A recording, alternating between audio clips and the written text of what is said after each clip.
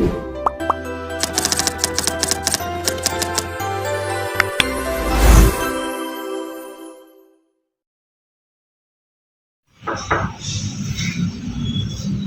Waalaikumsalam. Selamat pagi, Mbak. Ya, Perkenalkan saya Laila dan teman saya Nia. Kami kemarin yang merawat sebagai anak kita hari ini yang melakukan penyuluhan tentang pendidikan budaya anti korupsi. Apakah Mbaknya bersedia? bersedia Mbak? Silakan masuk. Ya, silakan duduk, Mbak.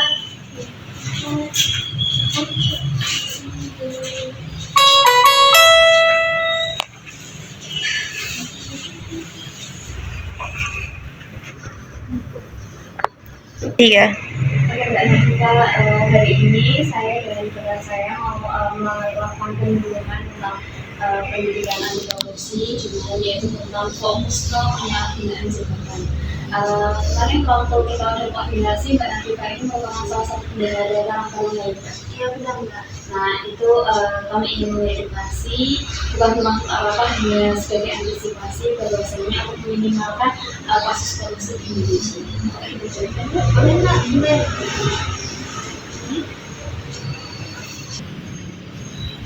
Jadi Mbak, di sini kami akan melakukan pengadaan jabatan dia sampai jabatan. Nah, seperti yang kita tahu ya Mbak, kalau di hidup tuh selalu ada konsep yin sama yang, selalu ada konsep baik sama buruk, gelap sama terang, hitam sama putih. Nah, seperti itu kehidupan dalam pernikahan juga. Di situ ada pejabat yang baik dan juga pejabat yang buruk. Nah, untuk korupsi itu di situ sebagai sebagian dari sisi gelap dari dunia itu sendiri. Nah, di sini saya akan menjelaskan tentang pengertian apa itu korupsi. Nah, sebelumnya kita sendiri seperti apa itu korupsi? Belum, Mbak. Ya, kalau dari secara harfiah ya, kalau korupsi itu datang dari kata korupio sama koruptus, atau dalam bahasa Inggris itu disebutnya corruption. Nah, di situ dalam harfiah kita bisa diartikan sebagai kebusukan, keburukan, kejahatan, dan ketidakjujuran, dapat disuap, juga sebagai orang yang tidak bermoral, penyimpangan berkesucian. Nah, secara keseluruhan korupsi itu juga termasuk dalam penyalahgunaan jabatan atau kekuasaan untuk keuntungan pribadi dari pejabat itu sendiri. Nah, untuk bentuk-bentuk korupsinya di situ ada kerugian keuangan negara, ada suap menyuap, ada penggelapan dalam jabatan, terus ada pembalasan, terus habis itu ada penjualan kepentingan dalam pengadaan dan juga gratifikasi. Salah satu dari bentuk korupsi sendiri itu yaitu ada penyalahgunaan jabatan. Yang penyalahgunaan jabatan itu saat seorang pejabat itu menjabat di situ dia menggunakan jabatannya untuk kepentingan pribadi. Misal kayak menggunakan dana desa untuk kepentingan pribadinya atau membangun proyek untuk kepentingan sendiri menggunakan dana desa. Terus kalau bentuk penyalahgunaan dari jabatan itu ada pungutan liar. Terus ada nepotisme itu tadi membangun proyek tapi proyeknya itu untuk kepentingan sendiri. Terus ada manipulasi laporan anggaran atau dana kas. Terus ada penyalahgunaan fasilitas. Penyalahgunaan fasilitas itu maksudnya dari pejabat itu sudah dikasih mobil dinas nih, mobil dinas itu tapi seharusnya kan dipakainya buat dinas, buat rapat kesana kesini gitu, tapi malah digunakan oleh pejabat itu untuk liburan ke luar kota, liburan ke luar negeri dan sebagainya. Untuk kuasa hukumnya nanti akan dijelaskan sama saya. Oke, ini untuk dasar hukum dari korupsi itu ya Pak. Jadi ada yang itu dari Undang-Undang Nomor 31 Tahun 1999 untuk Undang-Undang Nomor 20 Tahun 2001 ini membahas tentang pemberantasan tindak pidana korupsi menjadi kejahatan utama dalam penindakan kasus korupsi. Nah, yang kedua itu adalah Undang-Undang ini memperluas terhadap tindak pidana korupsi. Ada penyalahgunaan dalam jabatan yang sedang kita bahas ini.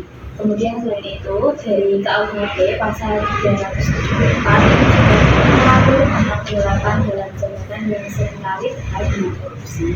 Kemudian pada tahun 2023 kemarin, pemerintah itu sudah mengesahkan KUHP yang baru yang memuat pembaruan aturan pidana termasuk mengenai korupsi, meskipun mulai kritis karena dinilai ada beberapa pasal yang justru meringankan hukuman.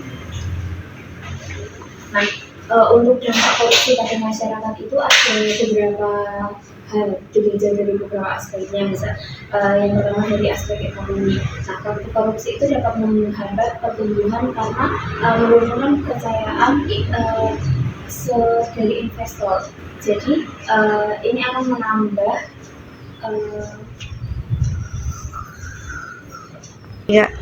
Nah, selanjutnya itu ada dampak korupsi pada masyarakat, di mana ini ditinjau dari beberapa aspek, yaitu yang pertama ada aspek ekonomi. Nah, dalam aspek ekonomi ini kita tinjau yaitu bahwa praktek korupsi ini menghambat pertumbuhan dan juga menurunkan kepercayaan investor. Dimana kalau kita lihat kan ekonomi itu acuannya itu pada investor, semakin banyak investasi yang diperoleh maka pertumbuhan ekonominya akan lebih baik gitu ya kan. Kalau misal ada seseorang yang melakukan korupsi maka investor itu akan ragu, ini kalau aku investasi ke sini bakal untung nggak ya, kayak gitu. Kemudian yang kedua ada dari sisi sosial, di mana korupsi itu memperburuk ketimpangan sosial karena dana publik yang seharusnya digunakan secara sama itu dikorupsi untuk kepentingan pribadi dia sendiri. Oke, yang selanjutnya itu peran masyarakat dalam mencegah korupsi. Jadi kan untuk korupsi ini bukan merupakan sepenuhnya dalam tanggung jawab kita, namun kita sebagai rakyat juga memiliki tanggung jawab untuk mencegah adanya tindak korupsi dan juga menghentikan adanya korupsi. Mbak Nadika, untuk peran masyarakat dalam mencegah korupsi ini ada beberapa. Jadi korupsi itu bukan hanya merupakan tugas dari pemerintah, tapi juga merupakan tanggung jawab semua rakyat Indonesia. Jadi kita sebagai masyarakat, sebagai rakyat itu juga memiliki peran aktif dalam mengawasi penggunaan anggaran publik, kemudian ada melaporkan dugaan jika terdapat tindak pidana korupsi, kemudian kita juga harus melakukan jika kita memiliki jabatan seperti yang Mbak Nadika lakukan, seperti yang Mbak Nadika miliki sebagai warga, nah itu harus membangun budaya transparansi dalam lingkungan. Jadi segala anggaran yang dikeluarkan itu harus transparan. Setiap anggota harus tahu bahwa anggarannya itu ini untuk ini untuk ini. Jadi tidak ada anggaran yang disembunyikan atau tidak transparan. Kemudian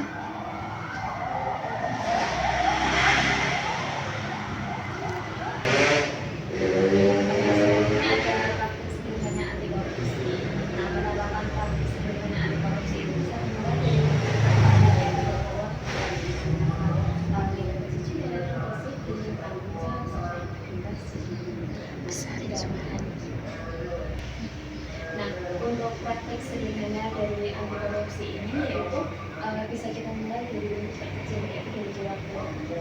Kita bisa menanamkan budaya anti korupsi ini sejak dini kepada anak-anak kita, kepada adik-adik kita. Namun karena Mbak Nadika ini merupakan dari dalam suatu organisasi, nah di situ juga harus dilakukan praktik anti korupsi, misal seperti tidak ada namanya termasuk, kemudian harus transparan anggarannya. Misal kita ini diberikan sesuai dengan anggarannya, juga dengan mata-mata dan laporan yang dilaporkan di akhir dari itu biasanya bayar seperti itu. Kemudian itu saja aku nanti kami ada beberapa soal untuk tugas memahaminya. Ini sebelum itu apakah Mbak Nadika ada yang ingin ditanyakan kepada kami? Jadi ada yang minta tanya dari sebelumnya ada beberapa soal bisa dikajikan. Ini ya Mbak sudah saya isi. Oke, saya isi dulu.